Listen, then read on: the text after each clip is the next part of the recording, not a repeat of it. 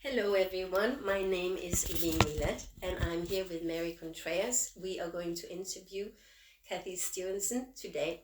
And by the way, Mary, how has your week been? Well, it's been an interesting week actually. I had a Kundalini yoga class this week that I don't know what it was about it, but I came home and I slept for like 2 hours. I never do that. So I think I'm getting older or something. I don't know what's going on with that, but because I love Kundalini and I love yoga and I practice every day. But boy, this time it really kicked my butt. What about you? How are you doing? Well, I think I got ran over by a freight truck. Oh, shoot. Yes, I suddenly felt really ill and couldn't stop coughing, and I got really frightened actually.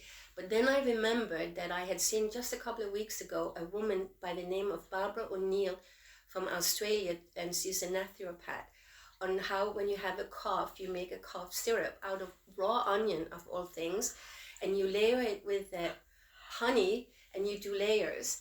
And after a couple of hours, you have this syrup. And honey? And I did it. And my cough went from being horrendous to bearable. You're kidding. No, it was fabulous. Absolutely fabulous. Yeah. And did you eat it? No, you just drink the syrup, and it really wasn't bad at all. But I would do at that point, I was willing to do anything, really, because that cough, when you sound like a seal, and my dogs would run in different directions because I was coughing, and I kept thinking about my neighbor, and I coughed with both ends. I mean, it was really quite unpleasant. So that has been my week, but as I'm sure you can hear, I still have a little bit in my throat. But anyway, I'm on my way to recovery, and thank you, Barbara O'Neill out in Australia. I'm so grateful for that trick. Okay, you're going to need to tell us the exact recipe of that later. I'll be happy to. Well, Cathy, thank you so much for being with us today. I am delighted to be here with you ladies. And you've been here in Baja for 7 years? Going on 7 years. September will be, and I don't know how that even happened. These 7 years have gone so fast and have been so wonderful in so many ways that I just look back on it, and it has really defined who I am. Oh, wonderful. Okay, tell me, what do you mean by that? Defined who you are. Because I'm having a chance now to really be me. My child rearing days are over. My husband works in another state, so I'm down here basically by myself, and I like it. I have more of a friend base than I've probably ever had in my life. I find people are so wonderful here and so willing to make a friendship work. They really take the effort. They will call, they will text, you want to go to the cantina? Like, of course I want to go to the cantina. In the States, it's different. They don't want to make that effort. Well, do you think that sometimes that's about career getting in the way of that, but also, and we're retired now, so things are different, but also maybe our age? I think that, for me, I've been here for 10 years, and like you, it's gone by in a snap, and I sometimes go, wow, I've been here for 10 years? How's that possible? But I think it's also some of the wisdom with age. True. That I see the world and what's really important differently than I did. Well, and even just 10 years ago. It's also getting out of your comfort zone. I mean, you have to jump off the cliff. I could have talked about moving to Mexico for 100 years and never done it. Good point. I did it. I packed up the car and the dogs and the cat and drove to Mexico. And why? Why did you do that? Well, I came to a party down here, my friend's Summer of Love party, which is every September, and the best party you will ever go to. Everybody dresses in hippie clothes, and the music is all music of the 60s and 70s, and there's a lot of odor going around in a good way, and it's a party with no children or pets, and we want to keep it that way. Well, a bunch of friends came down for that party, and we had the best time, and we just loved it down here. On the way home in the car, we all said, you know what, we could live there. And we all bought houses here. Oh my gosh. Everybody that was in that car now lives here in La Salina. Wow. So this whole friend group came down here. And our paths, diverged a little bit. We're not as close as maybe we once were. But we all have made great friends and have made a great life down here.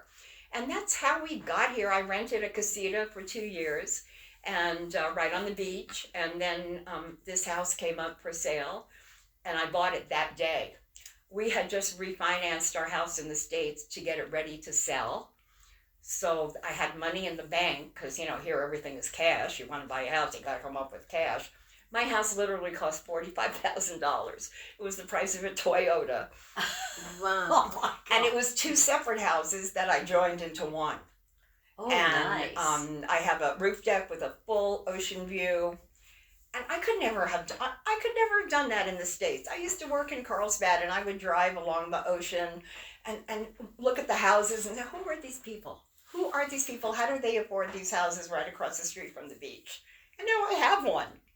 And it's been like a whirlwind. It's exactly the way I want to live. I did a traditional Mexico house, much like your beautiful home, Mary. And I kind of came into my own. I'm feeling, And what is your own? I'm being just totally independent, going after what I want, not apologizing for things that I've done in the past, because it's the past. I'm not perfect. Nobody is. I've made stupid mistakes like everybody else. But right now, I'm okay with everything that I've done. It's gotten me to this place. So do you Yes. think that has, like Mary asked, has something to do with aging? Oh, Or absolutely. because you decided to move to Mexico? I think it's a combination of Reason both. birth. I think if I were this age in the U.S., I would not be this person, and I would not be this happy. I am genuinely happy right now So explain that to me a little bit more. Why in the U.S. would that not happen? because I did not like where we lived. I lived there for almost 30 years, raised my children there. I never felt really connected to that community. I did what I could to make it better. I was on the Arts Council. We started the Elsinore Valley Arts Network. I was the MC for concerts in the park for 10 years. We had the Riverside Philharmonic. We had world music. We had thousands of people come to our concerts every So you year. were very But involved I there. was very involved, but it was so hot. And it just wasn't a community feel. We lived on a cul-de-sac. I didn't know anybody on my cul-de-sac. I didn't care to know anybody. They didn't want to know me. I didn't want to know them. Do you think, because I often think that in the United States, people are a little bit more reserved. Yes. Tend to be very open and outward when it comes to people that they don't really know. But when it comes to people on their block, for example, there's a reservedness. Mhm. And I often hear people say, oh, let's get together. Let's get together for dinner. And it never happens. That when we It never bought our happens. house, it was a brand new house, a big 5-bedroom house on a beautiful cul-de-sac in a nice new neighborhood, and everybody moved in at the same time. And let's have a block party or a barbecue, and then all of a sudden, one by one, I'm not crazy about them, and these people got divorced and moved, and you realized it wasn't the perfect situation that you thought it was going to be. So you just do your own thing. And after a while, you realize you don't even know anybody in your neighborhood anymore. Everything's different. Crime rate was sky high. And it was time to go. So what sets Baja, in your opinion? What? What sets Baja Apart from that? apart from that? It's Thank you, Mary. it's slower. It's prettier. It's friendlier. It's more accepting of everybody. Inclusive. It's so inclusive. Where I lived before, there was a real racist element there. I marched with the Hispanic people on the day without an immigrant. Do you remember Oh, that? yes, I do, yes. And I was the only gringo on that street corner with about 50 wonderful, beautiful Hispanic people who were so honored that I was there with them. I had things thrown at me on that street corner. There was a truck that went by with a big flag. We all know what kind of flag. And they actually were throwing things at us. Oh, my God. I can't do that. That's not how I want to live anymore. I'm living now in Mexico with the most wonderful, kind-hearted, beautiful people that I've ever been with.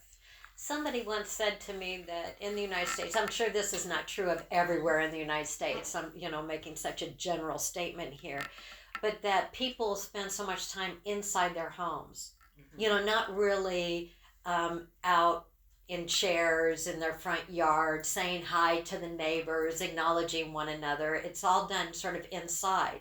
When we first came to Baja, well, I knew years and years before actually moving here, every time I went across the border, I felt this sense that I was coming home. Yes. It's like into Baja. I don't know. It was weird. I would say it to friends and they'd go, "What? What are you talking about?" I don't know.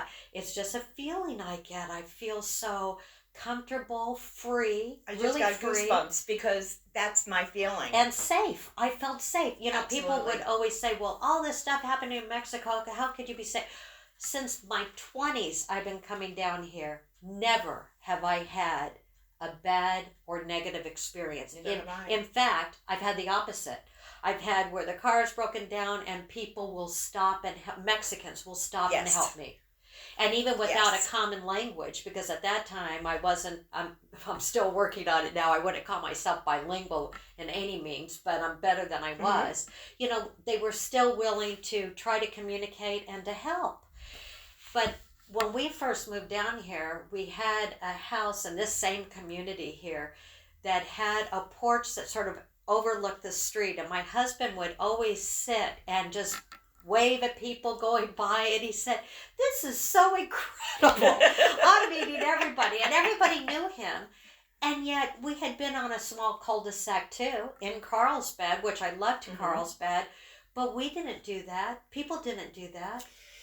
As much as I love the United States, and I really do, and I feel very indebted to the country, everything is based in fear.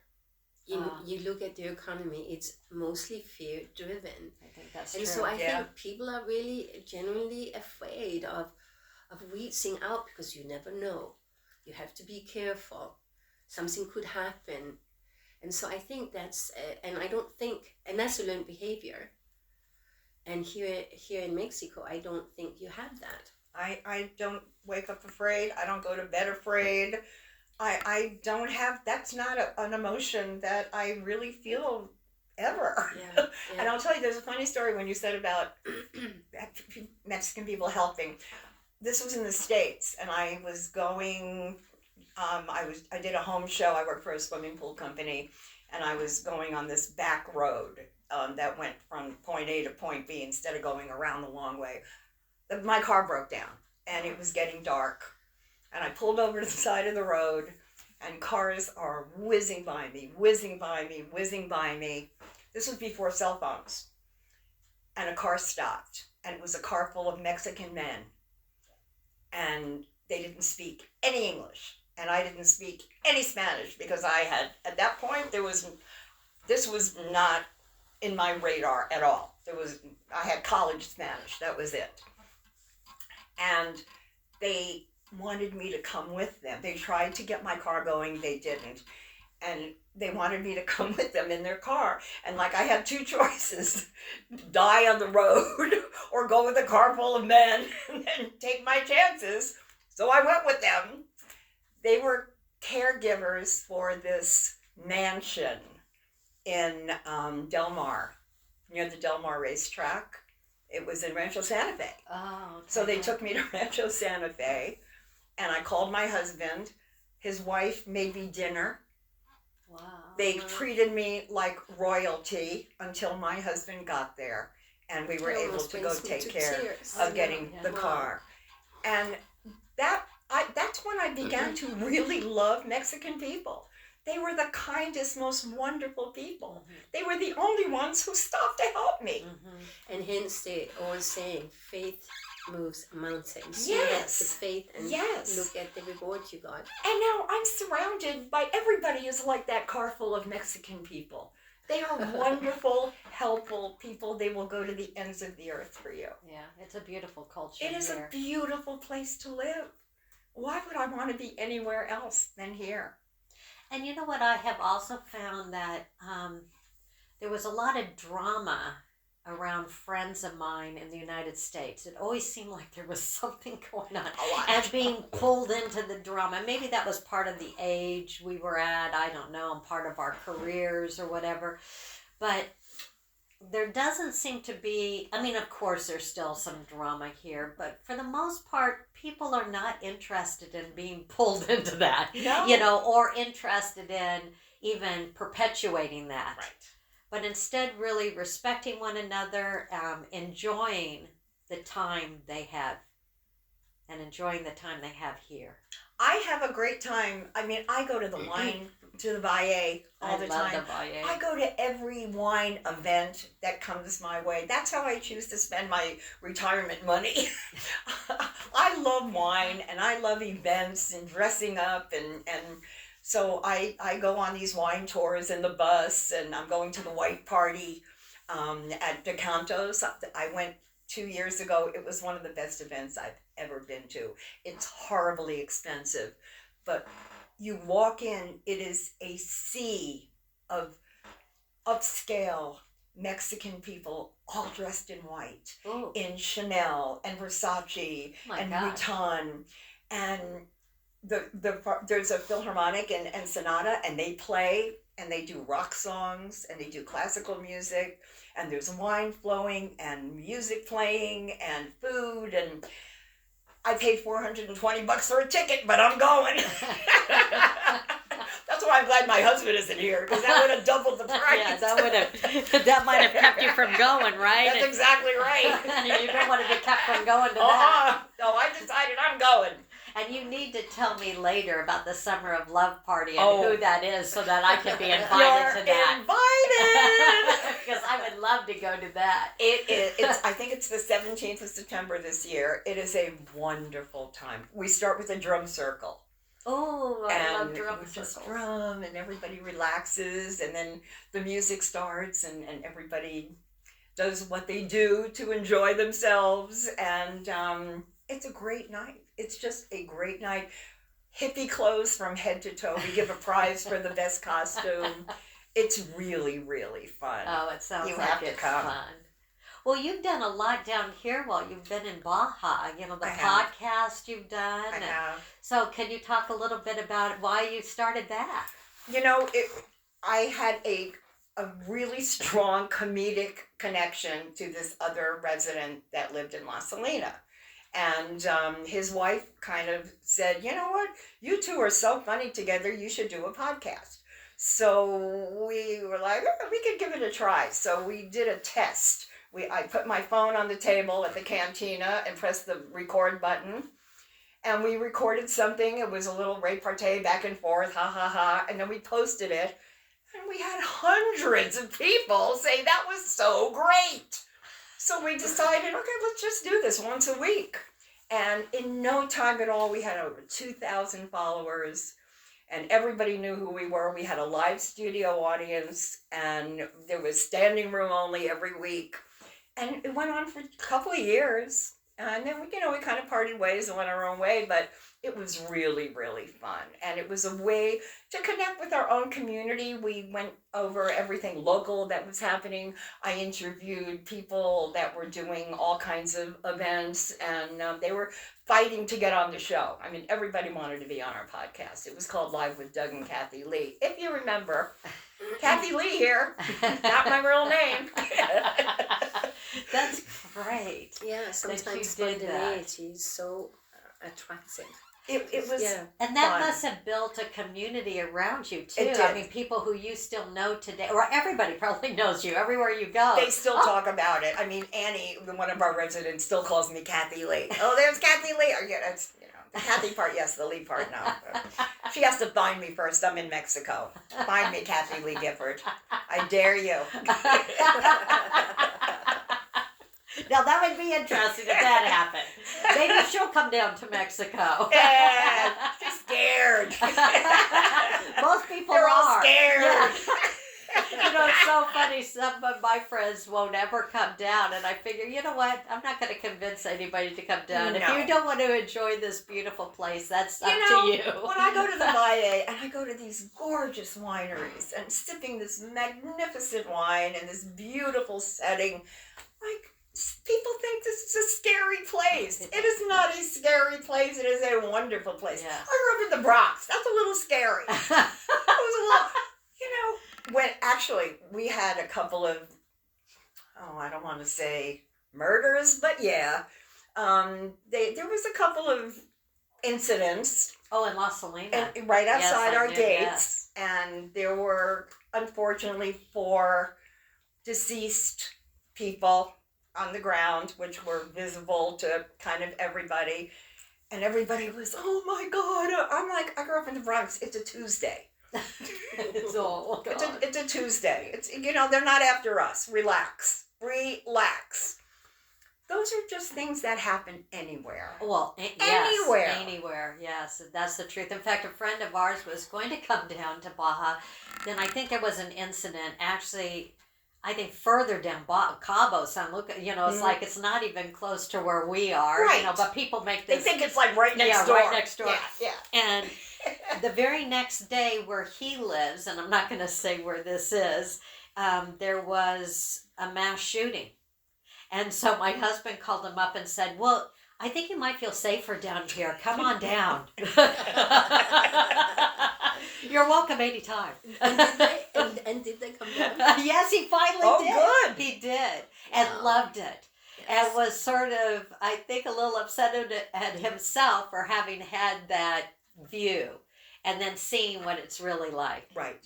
Well, in our community, we are always of the mindset that everybody who is here is meant to be here. We were all called here.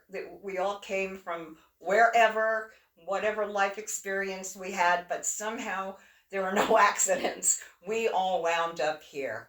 You know what? And maybe, Cathy, that explains the sense of community we have here, because especially I hate using the term expats. I really do. But, people from different places. In fact, I met a woman from Russia who's living here now. From different places who have the maybe courage, I don't know, or resilience to move to a different country, wherever that is in the world, because I have relatives who live in different places around the world. And it takes a type of person to be able to do that, right? It's a big world. Yes. It's a big world out there. It is. You can go anywhere you want. Yes. When you're done with your responsibilities of raising your kids and all that kind of crap that we all have to do, think about what you really want to do and where you really want to be. Yes. Have you always wanted to live in Paris? Go. Make it work. Yeah. You want to go to Slovakia, Slovenia? Go. Go do that. Nobody's telling you cannot do that. Free yourself. Nobody else can free you but you. Oh, I love that. And I think that's a perfect way to end this today. Yes, I agree. Cathy, thank you so much. I loved it. You have been a delight. Thank you so much. Thank you for having me. Thank you.